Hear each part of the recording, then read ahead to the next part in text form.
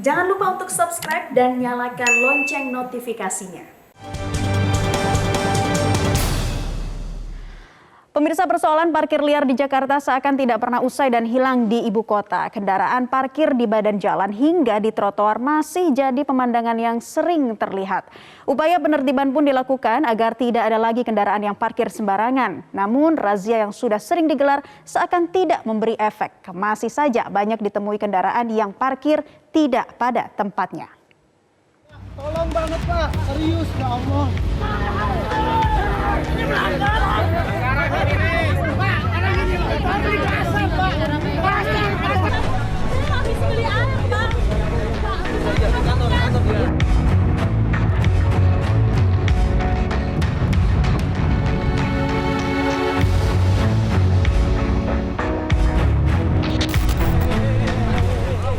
Parkir liar disebut sebagai salah satu biang kemacetan di ibu kota Jakarta. Banyaknya pengendara yang memarkirkan kendaraan sembarangan di badan jalan mengakibatkan jalan menjadi sempit. Sementara parkir di trotoar mengambil hak dan bahkan bisa membahayakan pejalan kaki. Upaya penertiban pun dilakukan dengan razia serta penindakan sesuai yang diatur dalam Perda Nomor 5 Tahun 2014 Pasal 95, yakni penindakan dengan gembok ban, derek kendaraan, dan pencabutan pentil ban. Namun semua itu tidak selalu berjalan lancar. Ada saja upaya warga yang tidak terima kendaraannya ditindak petugas. Tidak sedikit pengendara yang protes sambil memarahi petugas, dan ada juga yang menangis memohon agar kendaraannya tidak diangkut. Seperti saat razia parkir liar di kawasan Senen dan Gambir beberapa waktu lalu. Puluhan sepeda motor diangkut paksa petugas Sudin Perhubungan Jakarta Pusat lantaran kedapatan parkir di trotoar dan badan jalan. Aksi tarik-menarik tak dapat dihindarkan saat petugas berupaya mengangkut sepeda motor yang diparkir di trotoar. Pemilik motor berupaya mempertahankan sepeda motor agar tak diangkut.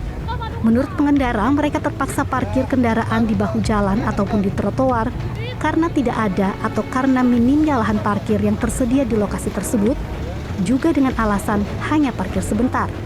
Para pemilik kendaraan juga nekat memarkirkan kendaraannya di trotoar lantaran ada juru parkir dari kelompok ormas tertentu yang menguasai trotoar sebagai lahan parkir berbayar.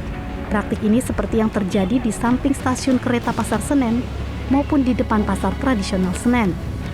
Mendapati hal tersebut, petugas Dinas Perhubungan DKI Jakarta bersama aparat TNI dan Polri langsung menertibkan dengan mengangkut paksa puluhan kendaraan roda 2 yang parkir di trotoar. Namun, 2 orang petugas parkir liar yang kedapatan hanya mendapat peringatan oleh petugas tanpa ada sanksi tegas. Barusan juga saya dapat informasi, kalau dari jajaran kami juru parkir resmi itu tidak ada. Tapi juga ada pihak oknum ya dari kelompok-kelompok tertentu yang mengkoordinir bisa dilaksanakan parkir di sini. Nah, atas hal tersebut kami bersama tim lintas jaya ada rekan-rekan dari TNI Polri akan membantu menertibkan. Kalau dari pihak kami sudah kami cek tidak ada jukir kami yang melakukan pengamanan parkir di sini. Kalaupun ada, oknum akan kami berikan sanksi tegas ya. Selain penindakan bagi kendaraan yang melanggar aturan parkir, Pemprov DKI Jakarta sejak tahun 2015 lalu memasang terminal parkir elektronik atau yang biasa disebut parkir meter di sejumlah kawasan yang selama ini dijadikan lahan parkir liar. Salah satunya di kawasan Sabang, Jakarta Pusat. Dari pantauan di lapangan, mesin meteran parkir ini masih berfungsi dan dipergunakan secara resmi dengan pengawasan petugas. Pemirsa, mesin parkir atau meteran parkir di kawasan DKI Jakarta ternyata masih berfungsi khususnya di kawasan Sabang, Jakarta Pusat. Bisa dilihat saat ini mesin yang ada di Jalan Sabang ini berjumlah 11 di sepanjang Jalan Sabang, dan juga untuk transaksinya sendiri ini menggunakan kartu elektronik money seperti ini atau kartu yang digunakan oleh juru parkir secara resmi dari pihak Dinas Perhubungan. Pertama adalah memencet tombol berwarna hijau, kemudian memasukkan plat nomor polisi dari nomor Anda ketika sedang parkir, kemudian juga setelah memasukkan plat nomor, memasukkan juga untuk durasi jam parkir, kemudian dikonfirmasi dan juga langsung melakukan tap di lokasi ataupun di tempat yang sudah disediakan, dan nantinya akan keluar struk resmi seperti ini untuk ditunjukkan kepada petugas ketika akan berkegiatan ataupun beraktivitas setelah melakukan pembayaran parkir. Kita ketahui di kawasan DKI Jakarta masih ada beberapa meteran parkir yang masih berfungsi seperti di kawasan Cikini dan di kawasan Jakarta Pusat lainnya, tetapi ada juga beberapa di kawasan Jakarta Selatan seperti Blok S yang sudah tidak berfungsi lagi meteran parkir ini. Dan untuk saat ini memang yang masih berfungsi adalah di kawasan Sabang di Jakarta Pusat. Selain mengakibatkan kemacetan dan mengganggu pengguna jalan lainnya, parkir liar juga berdampak pada pendapatan daerah. Pengamat tata kota Yayat Supriyatna pun menyoroti masalah parkir liar yang juga berdampak pada sektor pendapatan daerah. Tapi pada parkir liar ini perlu ditata, misalnya pada satu kawasan, berapa jumlah kantong-kantong parkir yang tersedia. Kemudian ditetapkan pola bagi hasilnya bagaimana. Kemudian diatur mekanismenya. Kemudian ada sanksi di dalamnya. Tanpa sanksi persoalan parkir liar ini tidak bisa dikendalikan. Atau kalau ingin resmi, Pemprov DKI Jakarta bisa saja melakukan upaya penataan ulang seperti contoh yang pernah diniatkan di masa kepemimpinan Pak Basuki adalah petugas parkir itu digaji. Terbatasnya ketersediaan lahan parkir sehingga pemilik kendaraan lebih memilih parkir liar. Akibatnya, pajak parkir yang seharusnya menjadi pemasukan daerah hanya dinikmati oleh pengelola parkir liar. Dari Jakarta, Gemma Tanjung, Eva Roslita, Rizky Nur Muhammad, Metro TV.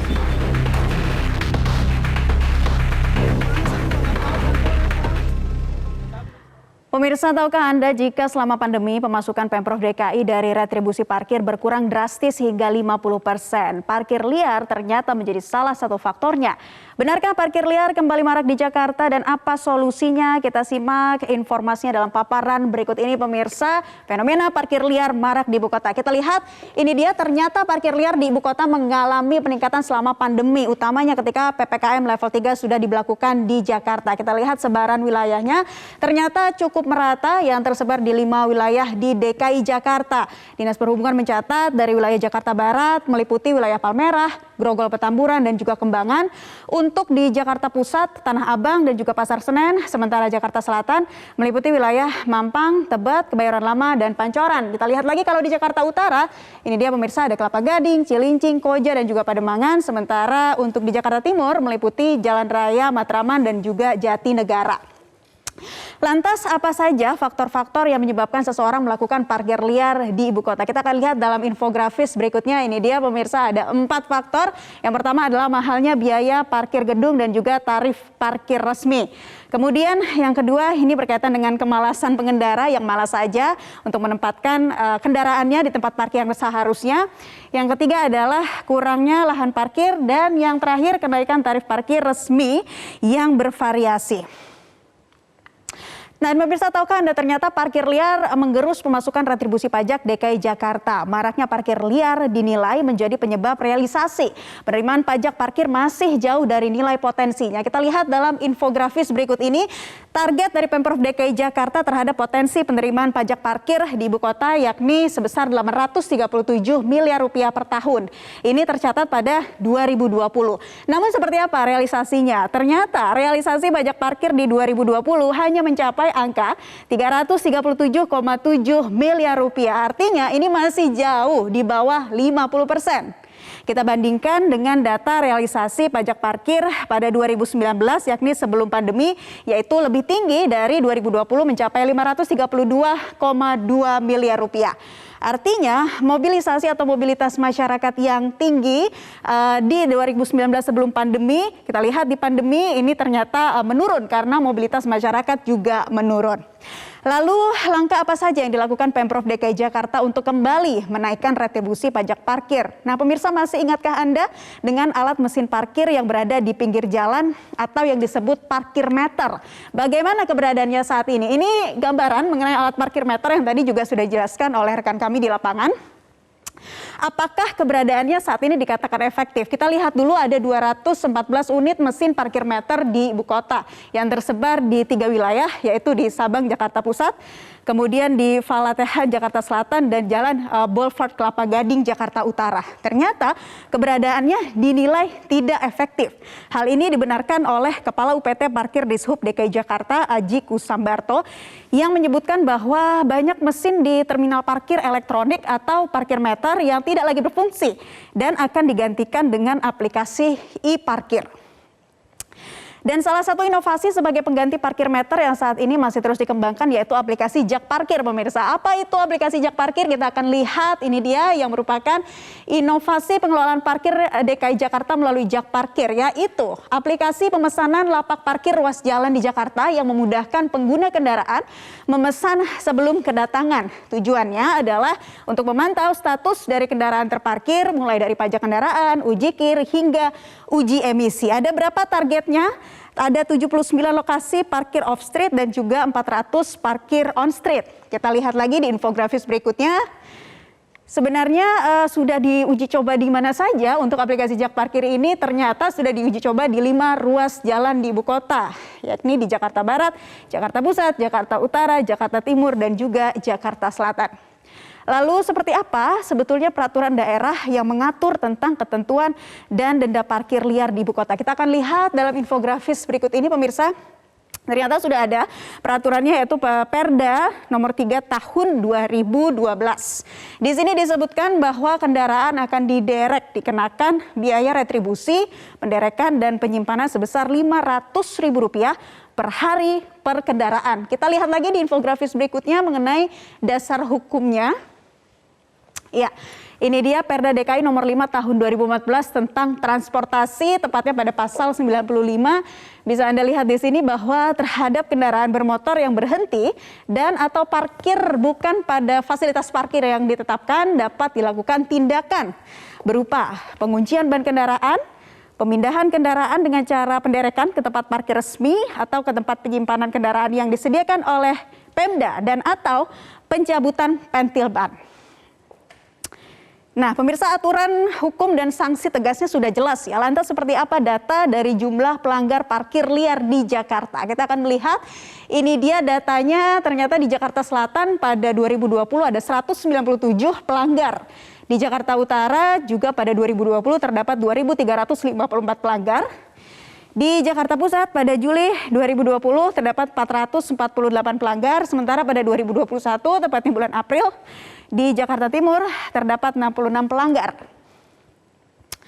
Kalau tadi disebutkan salah satu faktor yang menyebabkan parkir liar adalah tarif parkir resmi yang tinggi. Bagaimana sebetulnya fakta tarif parkir di Jakarta dibandingkan dengan di negara lain? Kita akan lihat informasinya, pemirsa. Ini dia berdasarkan Pergub DKI nomor 31 tahun 2017 untuk tarif mobil, yaitu mulai dari tarif rendahnya Rp3.000 per jam hingga Rp12.000 per jam. Sementara untuk motor dari Rp2.000 per jam hingga Rp6.000 per jam. Bagaimana dengan di negara lain? Anda bisa lihat kalau untuk di Jepang ternyata tarifnya mencapai Rp30.000 per jam, Swedia Rp26.000 per jam, Swiss Rp25.000 per jam, dan Australia Rp23.000 per jam. Iya, nah pemirsa, mobilitas masyarakat boleh kembali meningkat, tapi ingat ya soal parkir, peraturan daerahnya sudah jelas. Jangan parkir liar sembarangan kalau Anda tidak mau dikenakan sanksi tegas.